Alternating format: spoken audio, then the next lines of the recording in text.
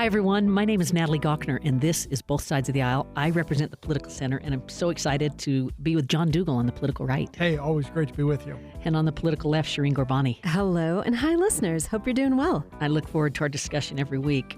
What I don't look forward to... Better than some of our friends in Florida. Well, that's it. I do not look forward to the intensity of storms that we're seeing, and this Hurricane Milton, wow. Yeah. What are they saying? 15-foot storm surges? Most powerful hurricane to hit Tampa Bay in over 100 years. That is big. 5.5 million Floridians being evacuated. Yeah. Shireen, have you spent much time in Florida? No, I try to not spend time in Florida. In part, I feel like listeners may know. I thought you hung out with Ron DeSantis. You know, I definitely don't. I would like not to spend my dollars there. But more than that, I believe that there are lots. Operation is this? There are lots of snakes. Mm-hmm. And I'm terrified of snakes. So I don't like to go to Florida. Why is it always snakes? I know. Why is it always snakes? And also, I'm not a Disney person, so that's not attractive to me. But I'm interested. The real Shireen is coming out finally. Now you know. Now you know. I don't like Disney, and I really hate snakes. But I guess one of the things that I think is interesting about this is in a state that is experiencing really the front lines of climate change, right? Mm-hmm. When we think about the devastating storms, the increased intensity of the storms, the frequency of those storms. Rising sea levels, rising to the degree that happens. Yeah. Uh-huh. Seeing, I've done some, it's been a while, but when I was in local government, had some opportunities to interface with folks in these coastal towns, you know, and thinking about the ways that they are thinking about what it means to build for a changing climate, but then to be really stuck in a state that wants to put its head in the sand and act like this isn't, like the climate change isn't real. So there's a lot of tension there, and I am increasingly worried about all of the ways that extreme climate change and chaos is driving up costs for folks, creating instability, and the weakest among us, those that have the least, are the most impacted. John, this is being politicized as we speak on both sides. Isn't everything these days? Yeah, isn't everything. I worked in the federal government during Katrina. I'm sorry. A hurricane is a Democratic conspiracy. I mean, come on, folks. Seriously? Yeah. I worked in the federal government during Katrina, learned a lot watching that go down. But one of the most important lessons I learned is it is an inaccurate expectation for people in a community, in a city, a county, to think that the federal government is your lifesaver in these events. They play a role, but it is fundamentally a local phenomenon. Issue, local community, local state. And there's uncertainty about where hurricanes hit. This I lived notion in Puerto that Rico, FEMA... and we thought it was going to hit in one place, and it luckily missed the island. And then I was down there after Hurricane Maria and the devastation. And hurricanes are tragic, and the folks that are there. And how do you prepare sometimes? Even if you do your best to prepare individually, right? I mean, the destruction that takes place, you need a larger response to happen. Yeah, well, and this notion but the federal government they just use the isn't term, well suited for the that. federal government's not the cavalry that comes over the hill and saves everybody, that it's fundamentally a neighbor-to-neighbor, community-to-community, even state-level function. But when you look at, for example, utility companies that are stationed just outside the storm zone, ready to race in there, rebuild power lines, rebuild phone lines, whatever it might be, to try and help all those communities get back up and operating quickly. Mm-hmm. Yeah. Did it ever occur, why do they have the power lines above ground in these places? I've just thought of this as all this was going down. Historically, it was cheaper. Yeah, but historically, it was a lot cheaper. And so even going through and burying them today takes a certain cost to go do that, rip out the wire. Just all new ones are buried, you know? It's a great idea. For listeners that don't know this, Sandy, Utah does not have power lines above ground. They're buried in Sandy. It's beautiful. You don't see all the wires and things, and it's just something interesting. If you're an expert in power lines, let us know. Yeah, call in. Okay, this is a little bit of a twist on it, but there's a lot of lies that have been going on about this particular human tragedy. Who's doing that? Well, here's the thing, Shireen. I'm glad you asked that. Why has lying become okay? You know, why? And maybe it's all over the place, but we've seen considerable evidence that these people that lie say you flood the zone, and the more you lie, the more information you put out there, pretty soon it becomes truth. Yeah. That is scary stuff. What did George Costanza say on Seinfeld? If you really believe it, it's not a lie. Yeah. Which unfortunately sometimes seems like we're living in that world. Yeah. That's clever. There's some real, I think, I guess I would just say there's a confusing element to what Donald Trump is saying here, which is that the lie that he is telling is that FEMA dollars that should be going to folks, one, he's lying about the amount of money that they can receive, and either fundamentally doesn't understand it, which I think is deeply possible, or is using this to advance a political agenda that is anti-immigrant, right? So the lies that he's telling about the money and where it's going is deeply problematic, and also people has a real world consequence. So my understanding is people are not applying for the funding because they believe that it is not available to them, which is incorrect. Yeah. So it's just, I don't know. I mean, we have to, please get out there and vote. How many listeners. days? Yeah, how many days do we have Too now? Many. We're in the mid-20s. Less than a month. Something like that. Did any of you watch the VP debate? We talked about it last week, but it hadn't happened yet. I watched the last half of it. Yeah, what were your reactions, John?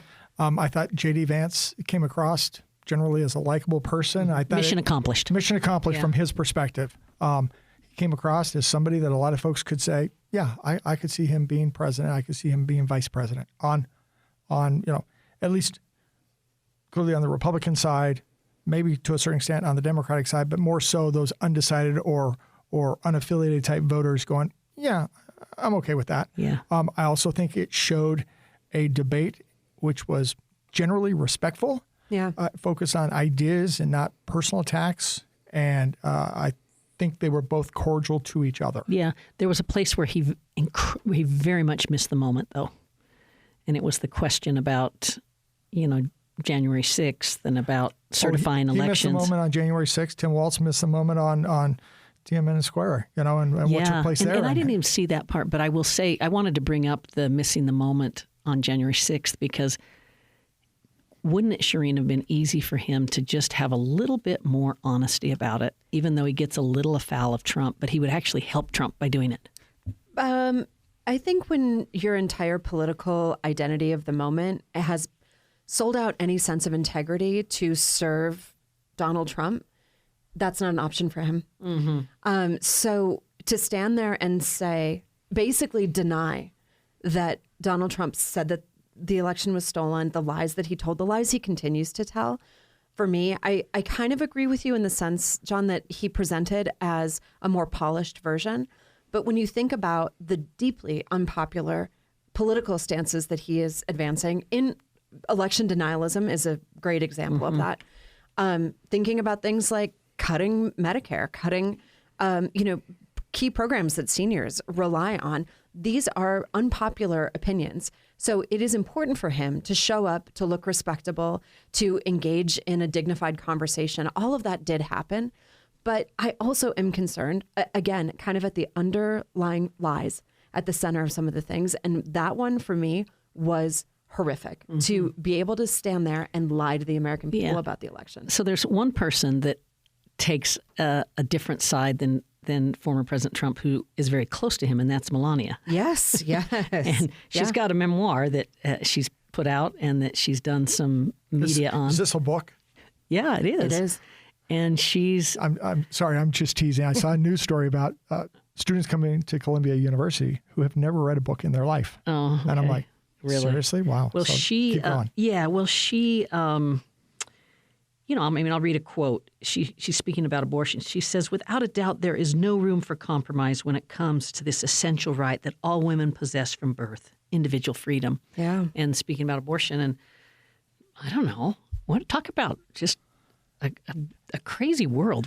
How do you have a North Star when you have these kinds of mixed messages coming out of the same household? Well, do you and your husband agree on the same side? I know my wife disagrees with me on many issues. Yeah. So all right, fair enough. If we were coming out with the same message, either she's parroting what I'm saying or I'm parroting what she's saying or something like that. It doesn't surprise me with spouses. If you were in the 30-day stretch of a major election and your wife went rogue on you, that would be different. Did she go rogue or not? What do you think she's doing? I think that it is a strategic move, though confusing, to act like she's not party to a presidential ticket that wants to instate a national abortion ban. And they're using different language for it. They're calling it a minimum national standard. That is a ban. That's a national abortion ban. And to have her come out and say this, I think continues to muddy the water. But this is what it goes back to. There is no moral compass. There is no defining policy agenda. There is a desire for power. And I hope people see through it. Yeah. Shireen, I would say that's on both sides of the aisle, unfortunately, and right throughout both political parties. Okay, I think that that's a convenient position for you to take, but No. just say, it's absolutely a fact of life. I mean, I look at what's going on. I look at Joe Biden and what he's pushed. I don't think it's principle behind it. I think it's power. I look at Trump. I think it's about power. I think for too many elected officials, it is about power. Coming out of that campaign, it is a grab to see whoever they can get in. Can I convince someone with this? Can I convince someone with that? There's a much more Welcome aligned to the world agenda. of politics. This is what happens. Building all these coalitions and everything else. But I see that on both sides of the aisle. I see that right throughout Congress. I'll take that, but I'll tell you that it is shades of gray, and what's happening in your party right now is deep in it. Like, it is beyond the pale. And the lack of, I think, kind of center around, and you've said this yourself. I mean, Trump is not a conservative. Trump is not a Republican. No. But we, I think, have to say there are certainly levels to what you're talking about, and what's happening with the Trump campaign right now is beyond.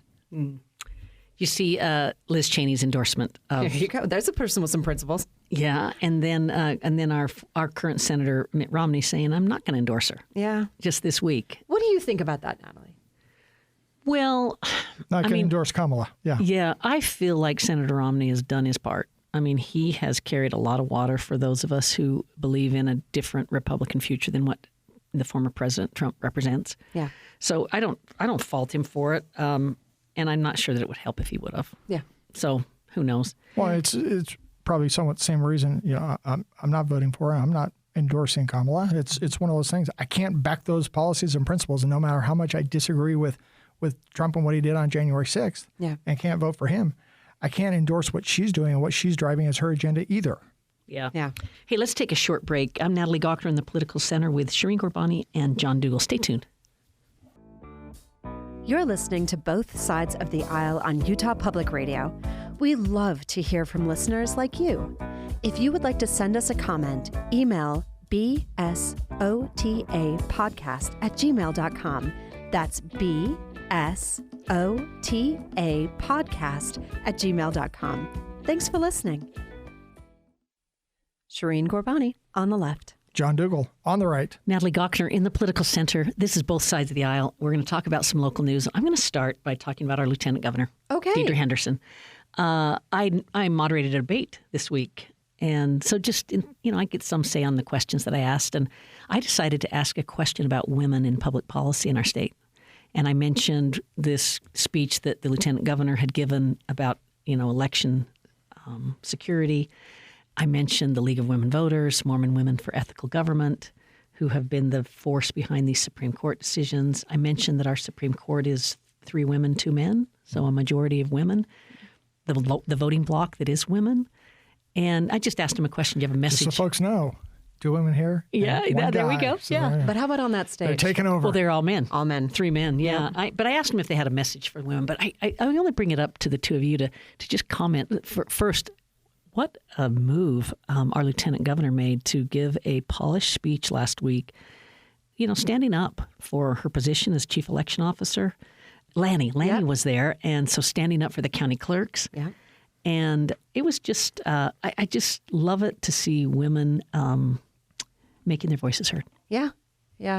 There is a lot to say for the strong position she's taking on election integrity.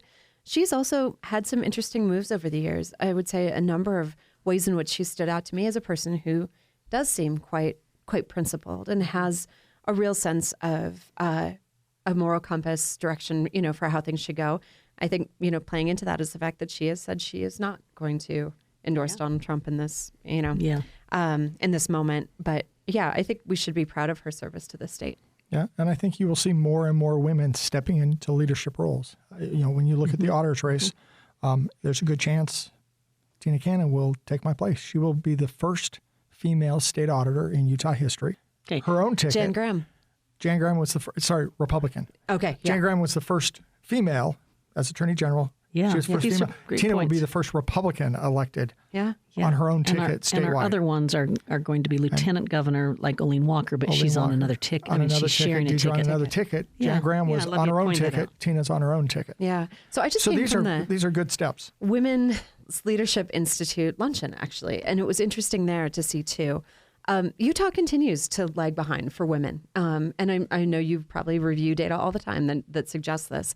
But there are lots of ways that we can change that. I think from the business community, the work that the Women's Leadership Institute has been doing with the Elevate Her Challenge and many other ways in which they've created learning communities for women to grow. But they're not just communities for women, right? They're for business leaders across the board, across genders, to give people the sense of like what it is actually going to take and why it matters to retain talent and see women in these elected positions. And I guess I always just say that just because, sometimes we think that women in power will have this sort of sense of what's also good for women. We know that that's not categorically the case. But going back to our lieutenant governor, I can say that there have been numerous times when she has stood against her party for issues to the benefit of women in this state. Yeah.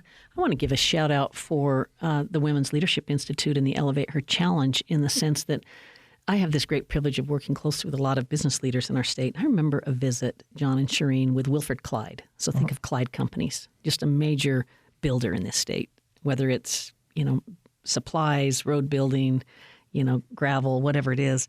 But I remember when I met with him, behind his desk, he had on his little pin board the Elevate Her Challenge. Yeah. And this is a construction And company. so what is the challenge?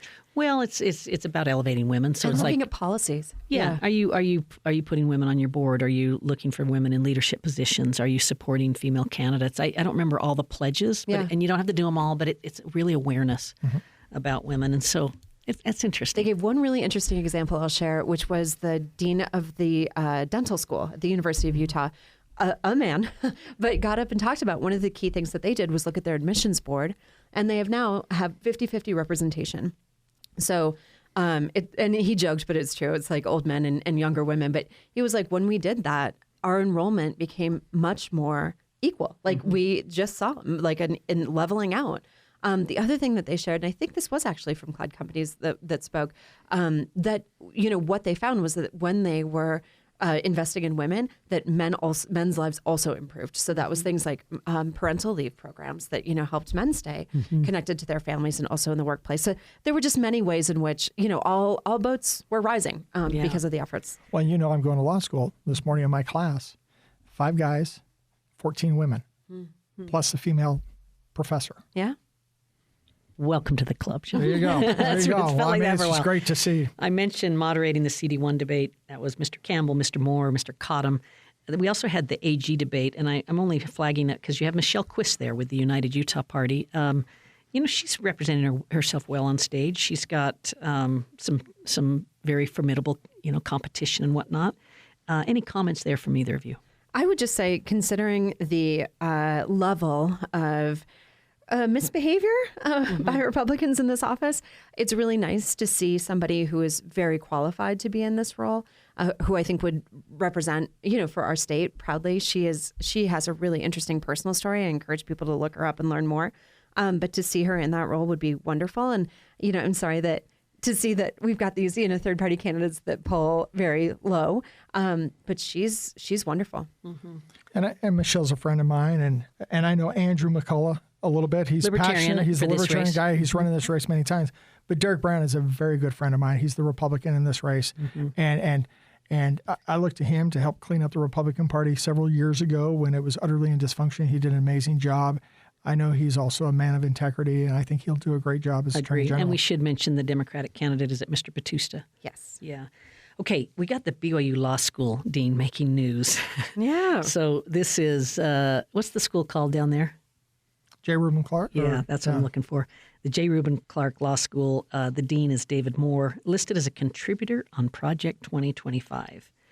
And then there's lots of people that... And then he has to have his name removed. Yeah. But do you know others on that have helped? This is the type of thing where you gather lots of ideas from lots of folks to incorporate it in this thing. I think there's probably the element which is kind of taken on a life of its own. And while you contributed information or maybe a chapter in there, all of a sudden the association with lots of other things has caused it to be, maybe I don't want my name associated with the whole project versus just my little element of, and I don't even know what he wrote about and what the topic was or what those recommendations were. But it wouldn't surprise me, law school folks and activists policy. and policy think tank folks, lots of folks contributing on the conservative side of the aisle, lots of ideas. Right. I don't know if this is bad luck or bad form. I kind of feel like it's bad luck. He seems to me like a guy who's done work with the Heritage Foundation and some things and contributed in that kind of way, but had the bad fortune of it being associated with Project 2025, which has been doomed. Yeah, it's doomed. And it's doomed, again, because many of the ideas are deeply unpopular. Things like ending birthright citizenship. I mean, there are just many things that are outlined in this playbook that is the playbook for the next Trump administration, should that happen, that are really unpopular with the American voter. Well, you say it's the playbook, but how many of these playbooks go by the wayside? And an administration may pick one or two or three ideas out of something, but there's lots of folks with different playbooks trying to pitch it and say, you should do our playbook. Yeah. But that's rarely what happens in administration. I think, again, that's a nice story to tell, and let's hope that's the case, because this is a deeply unpopular document. Because so many think tanks. Natalie, how many times do you pitch an idea that the legislature doesn't buy into? They take all of Natalie's ideas. No, okay, never. No, it's true that, most of the time you co-create things. Yeah. I learn so much from elected officials. They get the broadest look of everything because everybody's talking to them. And I don't want to say I'm a specialist, but I'm much more of a specialist than elected officials. And but I do share my ideas. Yeah, for sure. And I will also say that that's why the public invests in an institute like the one I lead. Is that you need information and data and ideas to govern. Yeah. And you look, the Heritage on the conservative side, the Heritage is going to pitch certain things. The Cato Institute is going to pitch certain things. On and on and on. These think tanks, this is what they do. They put out ideas and try and get people to buy into them. Yeah. Let's talk for a minute about Amendment A. This is going to be confusing because Amendment A is the one that looks like it might also not be live. So Amendment A is the one that gets rid of the earmark on the income tax, saying it can go to anything in the general budget. Yeah. And Amendment D got struck down because it didn't meet one thing, is it didn't meet the 60-day notice requirement in a newspaper. And so people anticipate Amendment A will be struck down for the same reason. Yeah. And what's going to happen is you're also going to see Amendment A make it through a legal process in the next week or so, we think. Yeah. So But you're also going to be seeing ads. Yeah, you'll be seeing ads. So I would also direct people to recent reporting that I saw yesterday in the Salt Lake Tribune. So not only is this removing the earmark what it does do, yes, you're correct, is it removes the earmark for education on income tax. But there's also a stipulation that those dollars go to folks with disabilities. So there are specific services that are also funded out of that. And what they covered in the article was the almost 6,000 Utahns that continue to wait on a list in our state to get services that they critically need. And there's concern that should this earmark be removed, that list will only continue to grow. It's already quite lengthy for folks who are on that. So there's really excellent reporting on the challenges that a young family is facing. They have 2 children with severe disabilities and have not been able to get the support that they need from our state. So I guess I would just say, people get out there, read about this. It is still going to be on your ballot, but whether or not it will count is something we'll have to let you know about later. Yeah. Now, one of the things you don't see on Amendment A, but is triggered off Amendment A, is taking the sales tax off of food. And I was the guy that ran the bill, the Huntsman tax reform, that lowered the tax on food. I don't think it's great policy to take it off of food, but I do think it was good policy to lower it. Interesting. Yeah. Hey, because it's one thing, a broad base versus out of the base and narrowing the base. Well, it can be really popular to say, let's get it off food. And then what happens is you have less revenue to do the things that help the people that you want to help. Well, when I lived in California, there was a tax on snacks. And so if it was chips in the baking aisle or the Mexican food aisle, it was tax-free. But if it was in the snack aisle, it was taxed. Of course, crazy. Hey, we've got about a minute left, and Shireen, this you may not have had a relationship with, but Senator Mike Dmytryk, 40 years in the Utah legislature, died in the past week at 87. I served with him. Yeah. He got elected when I was 2. And he'd been there for many decades when I served with him. Wow. And I served with him for many years, and he was a great man. I think of him, he was sort of an Eastern Utah price area. Price guy. But he had a way, and he also was a referee. I remember a football umpire, And he referee, loved to whatever you call golf. it. Okay. Loved to golf. But I remember during a redistricting skirmish, being in the back room with Governor Mike Leavitt, where he said, if the legislature messes with my friend Mike Dietrich, I'm weighing in. Yeah. And I took note because I'm like, he's a big Democrat senator. And Yes. Yeah. you're standing up for him as governor. That's He'd that's been pretty around long interesting. enough. He knew when you're in the minority party, you got to work with the majority party, and he knew how to work deals with them and get his stuff through. Yeah, Leavitt said he was among the most likable people I've ever known. So that's a beautiful thing.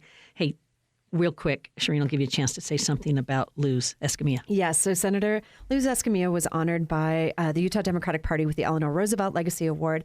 And one of the things that came out, and I just have to say this is a program that she fought for so many years, but was to be able to extend health care to folks, to kids in our state who are non-U.S. citizens. And she is a tireless fighter for the best for our children. Congratulations, for the state. Luz. Yeah. All right, everybody, thanks for listening. The program's produced by Anthony Skoma.